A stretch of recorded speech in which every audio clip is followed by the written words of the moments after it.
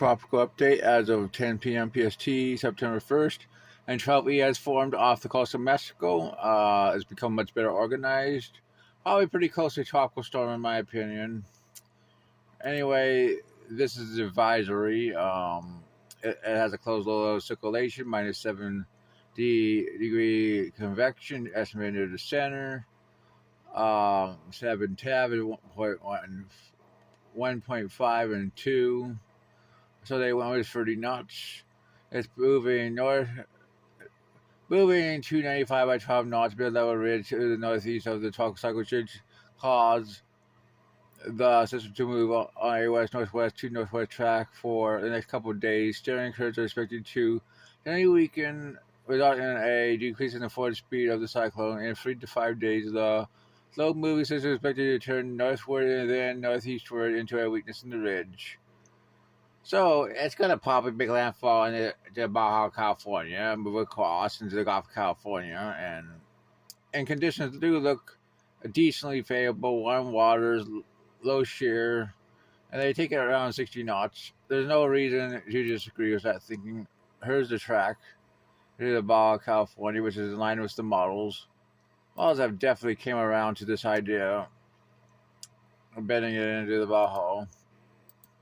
GFS definitely has started moving around to that idea too. Intensity, they're going with about 60 knots based on the intensity guidance. So that's what we think for this system. As for Kiko, it has strengthened to around 55 knots and will become a hurricane tomorrow, move westward for the next couple of days. Intensity show 55 to 65. They went with 55 knots. There is a kind of a batting eye. It's moving south of due west, 265 at 6 knots. And expected to continue westward or slightly south. But turn west-northwest in about 4 to 5 days because of an upper level trough north of Hawaii. And they're going with about 90 knots by 60 to 72 hours. I agree. Let's take a look at Kiko. Here's the track. It's in line with the models. It takes you close to Cat 2. Some models take it midway into the Cat 2 range. I agree. The thing could get quite strong, as I was talking about earlier. Anyway, now we're going to go look at the Atlantic. Now, that system, what can I say, has a 10% in the next 2 days, 6% in the next 7. I agree.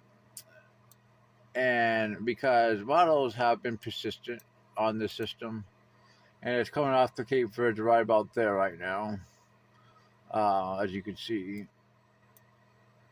Let's take a look at the neighbors who shall Z. Some of them take it down to the northern ones take it down to the 90s. Southern ones are all over the place. This is the EC and ES, and this one is the, let's see, let's move it forward. This is 12Z, GEFS. This is for 96 hours for this system, as you can see.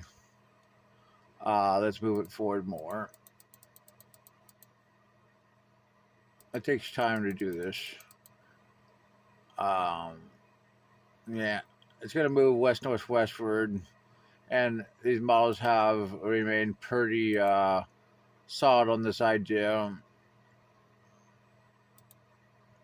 Here's the ZLZ CMC 986 for 228. GFS pretty much about 60 and moving more and more north as it gets into the trough in southeastern Canada. Yeah. Well, quite a few models actually show a hurricane. Well, Icon shows 962 for 180.